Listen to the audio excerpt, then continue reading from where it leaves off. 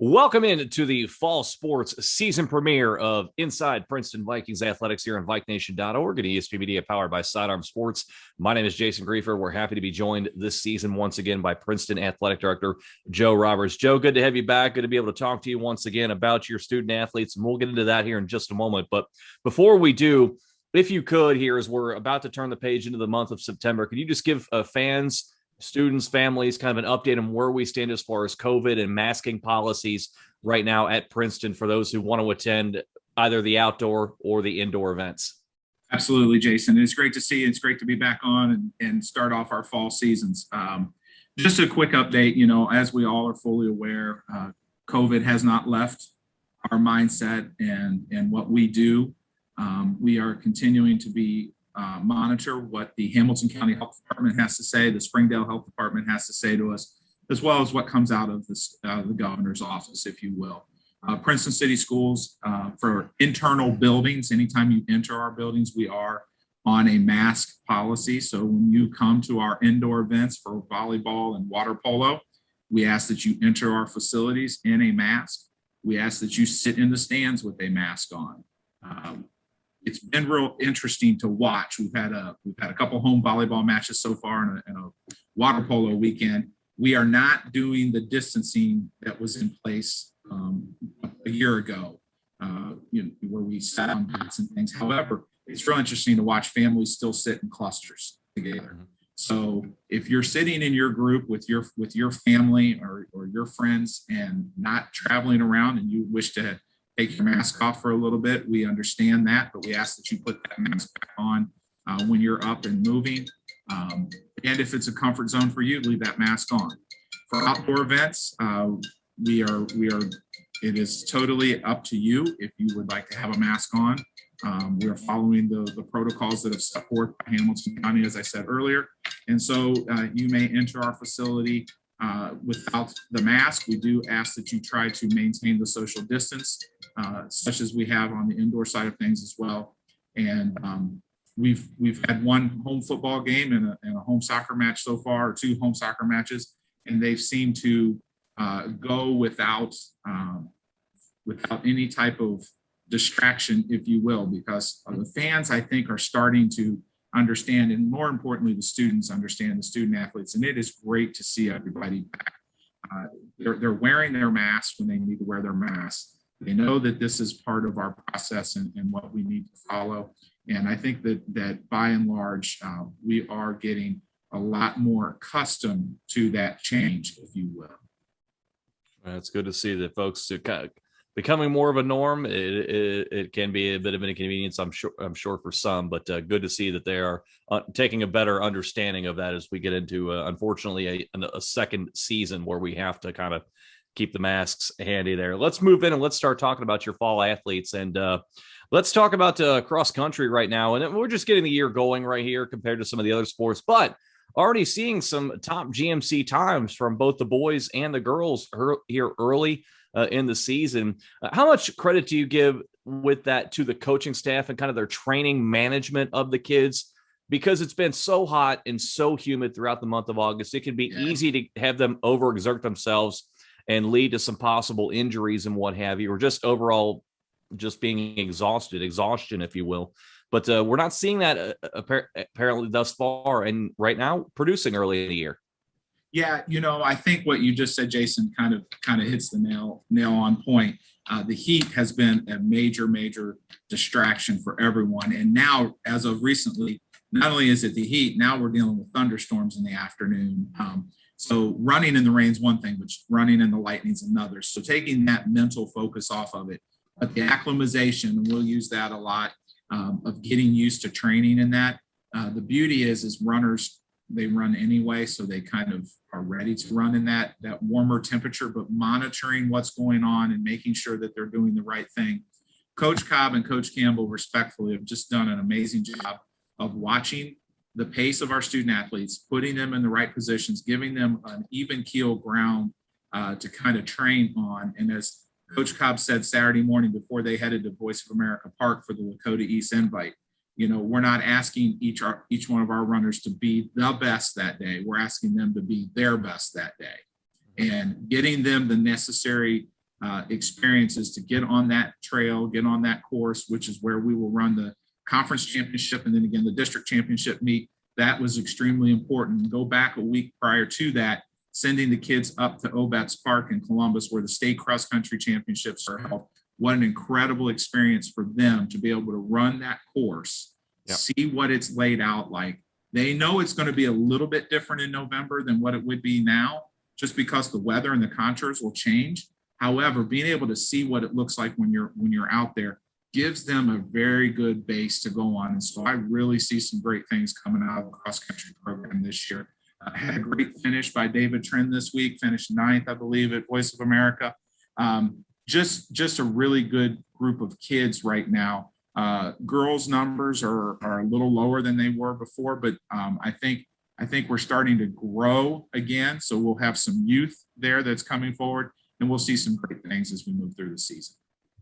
Onto the soccer pitch, we'll move now, and let's start with the boys. And a nice start to the season, just the one match, but we have a scoreless draw against Turpin, who won a share of the ECC championship a year ago. So that's a good result to start the season. We're going to get going into league play here coming up in the next 10 days or so with Coleraine and Middletown. Colerane's also off to a nice start on the season as well. But I want to go back to this scoreless draw to open things up against Turpin. As I said, they were a league champion a year ago. What do the coaches make of that? And also a guy that we talked about a lot last season played very, very well in this one, and that's your keeper, Cole Walker.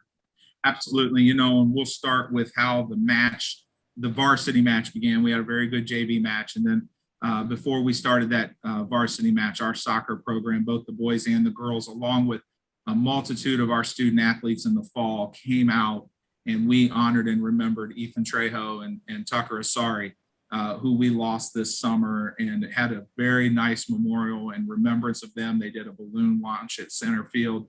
The families were there, and it was just a really great way for our student athletes to put some closure to something that is so near and dear to all of us. And keeping those two individuals in our minds and knowing that they will always be Vikings. And then to turn right around and get set and have a great varsity match against Turpin that night, who, like you said, is a high quality team.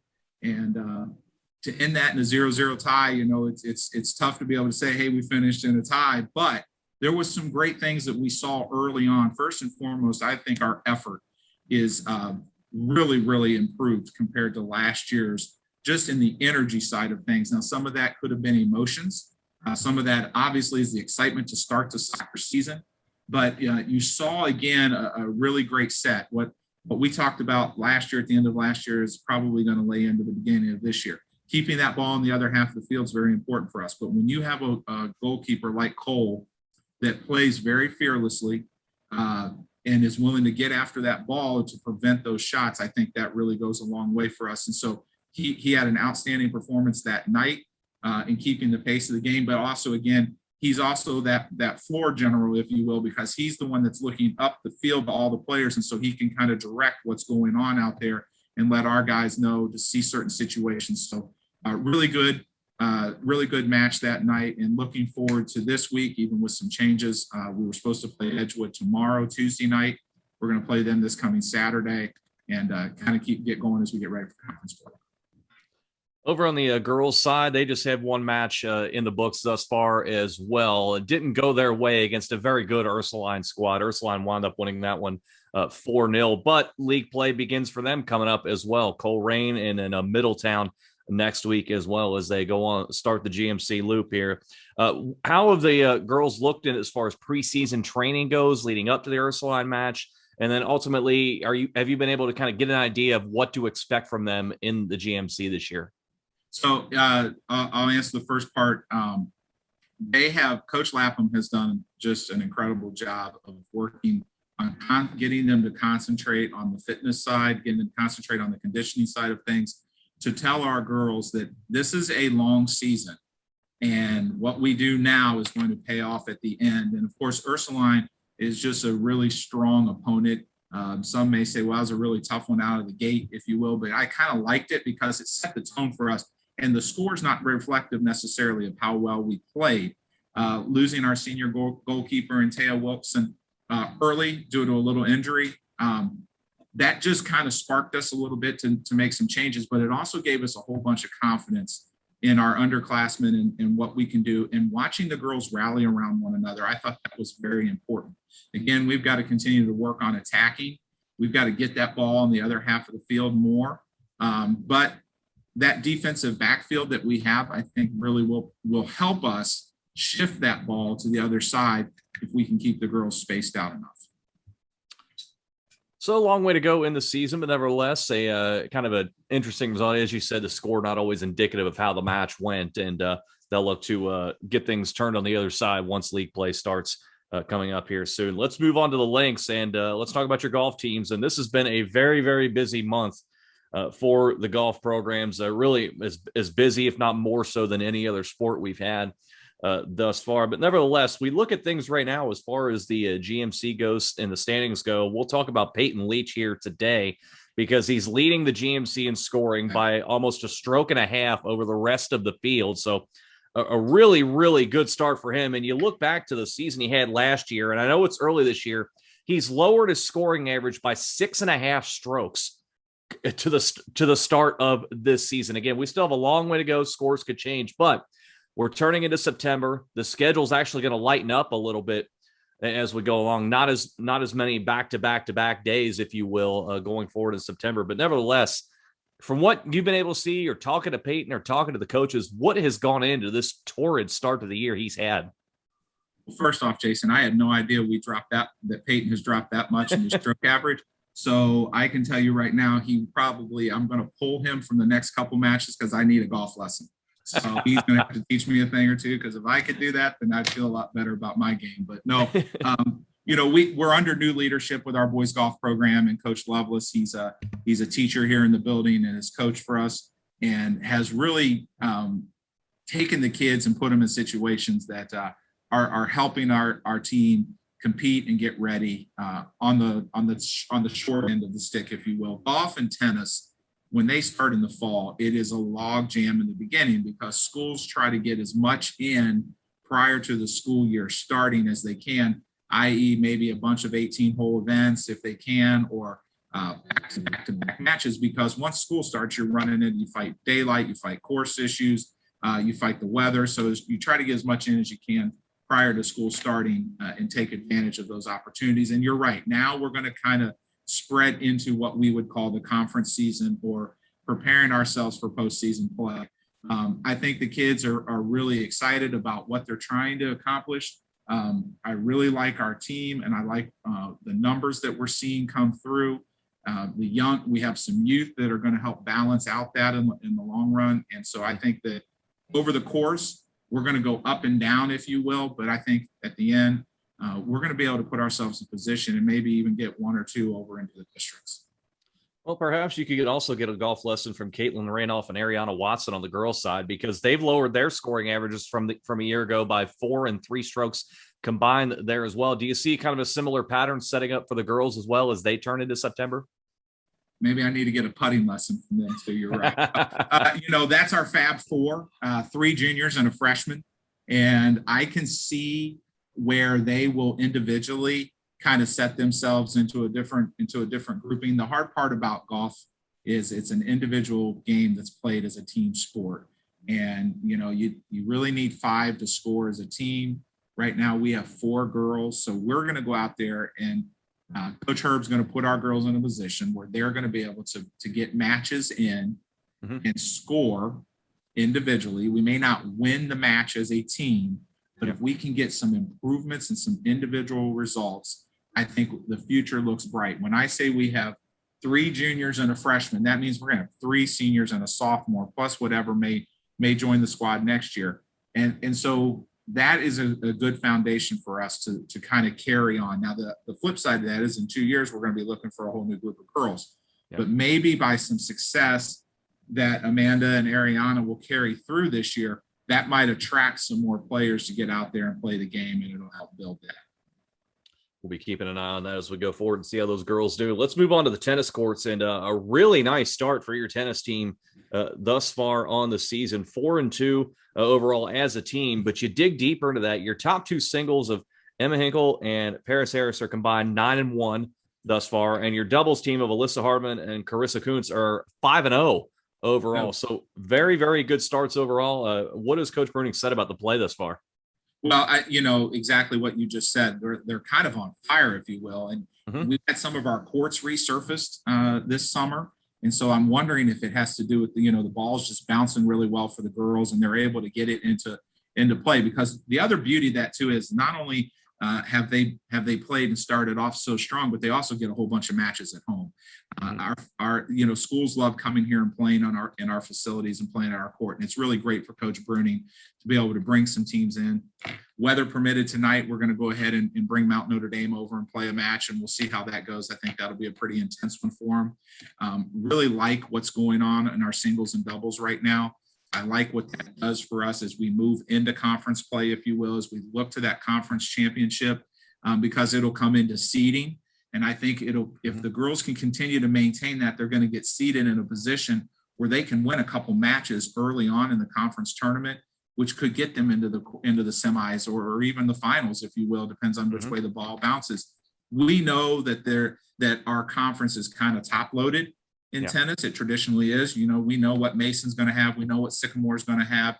West will always be strong there. So we just want to be in that middle grouping right now and see what it plays out, because from an individual standpoint in our singles and doubles, we have some players that can match up pretty evenly there.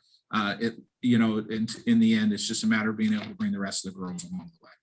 And it's still a long way to go in the season, but nevertheless, as we've said, a very, very good start for not only your singles and your doubles overall, and it's paying off in the team aspect as well. Let's move inside and let's talk about volleyball right now. They're going to get league play started this coming week against Coleraine. You've got Middletown coming up a week after, a couple non-conference matchups slated in there, and they've already had some non-conference action there. Franklin Senior winning that one in 4. Sweeping Deer Park, dropping a tough one to Western Brown, but they always have a pretty solid program over there. At this point, is we're just a handful of matches into the season. Have the coaches gotten a feel for this team and maybe the rotations, the alignments, and what they want to see going forward in the league play, or is that still a feeling out process? I think it's a combination of both, Jason. I talked to Coach Sparks Saturday after she took the team over. We were in a try match with Northwest and Monroe, and we beat Northwest and saw some really good things out of that, she said. And then we got into Monroe and we really, really battled, and we got to that end of that second match and that second game, and we fell to that. And then the wheels kind of fell off a little bit, whether it was fatigue or just the mental breakdown. But what she did see out of that is she saw what the girls need to work on. And so she knows that. And I think she has such a better sense of our strengths and our weaknesses.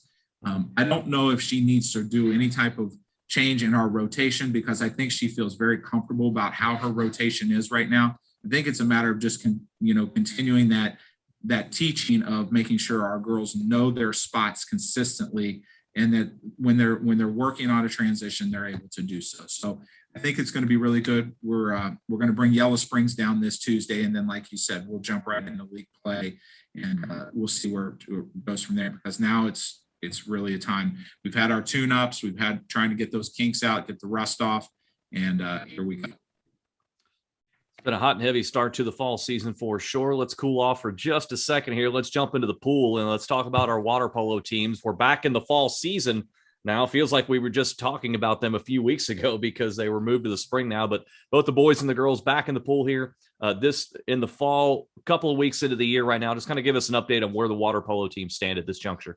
So let's go back. Let's start with the boys real quick. The boys opened the season, as defending state runner-ups, but we're young. We're very young, but we opened our season with St. X, and we battled in the water, and it wasn't as cool in there as you think. It is getting warm in that natatorium right now. I will tell you that. But saw a lot of great things out of that. We have young goalkeepers. We have young offensive players. We've got some veteran defensive players that are kind of keeping us in the fold.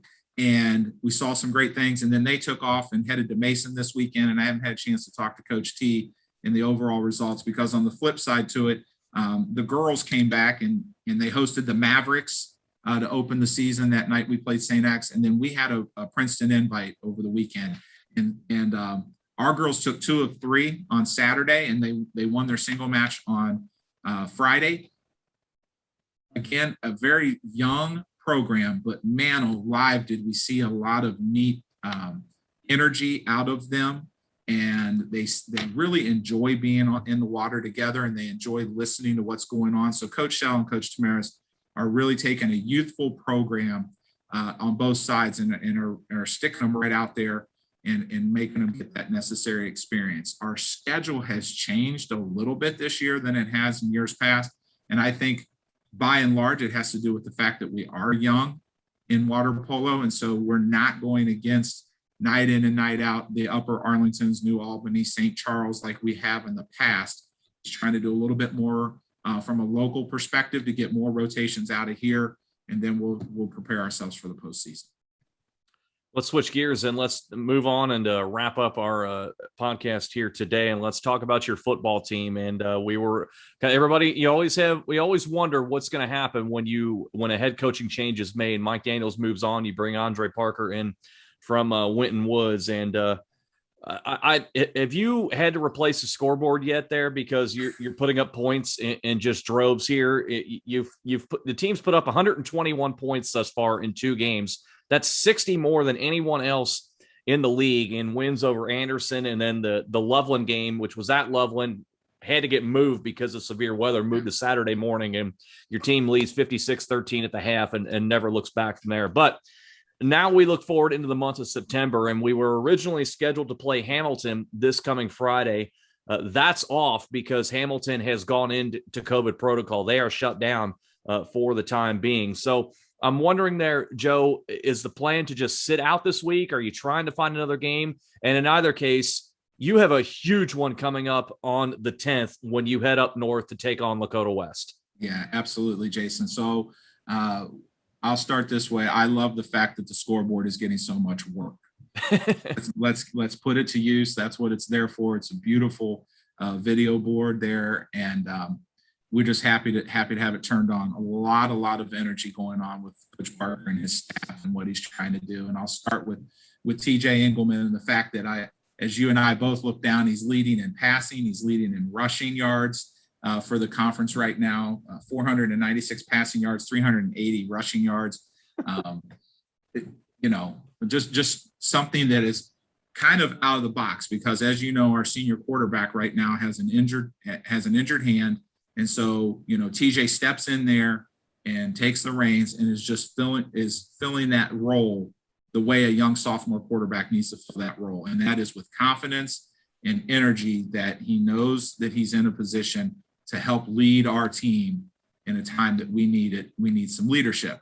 And it's just been a great 2 games to watch. And so, love what's happening out of that. I love Isaiah's leading, Isaiah Myers, our senior receiver, leading the league right now with 163 yards in receiving. And then I turn around and I look and see what's going on the defensive side.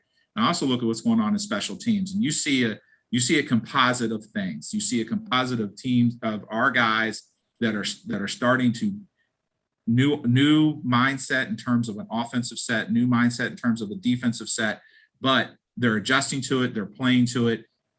They seem to play very with a lot of emotion and a lot of free will, if you will, in terms of excitement to be back out there on the gridiron and playing. So we did lose Hamilton for week 3, and that's tough, but we understand that completely of why we, in today's business, of why we have to do what we do there.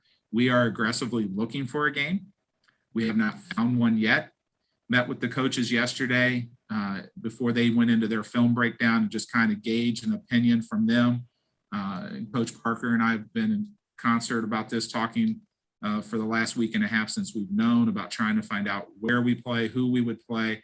And, we feel that we need to play because of what you just said. Week 4, 5, 6, 7, 8, 9, and 10 are just going to be night in and night out of battle. And our kids need reps. Our kids need to be in a rhythm. They need to see what it's like to be out there against another team and not just constantly going through the emotion of one another and battling each other night in and night out. We'll go back to what we said earlier. This week's no different when you're dealing with heat. But now we've added in, you look at the future forecasts, and who knows if it's going to happen because it is hurricane season. But Coach Parker has no problem whatsoever practicing in the rain. In fact, I think he enjoys practicing in the rain, but he can't practice in the lightning. And so, we want to make sure we have good intentional practices and that we get the reps our kids need.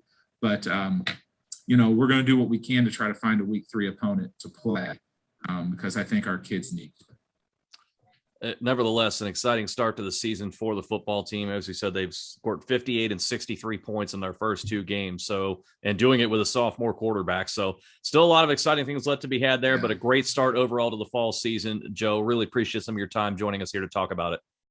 Thank you, Jason. I'm looking forward to talking to you again. Absolutely. That is Princeton Athletic Director Joe Roberts joining us for Inside Princeton Vikings Athletics here on VikeNation.org and ESP Media, powered by Sidearm Sports.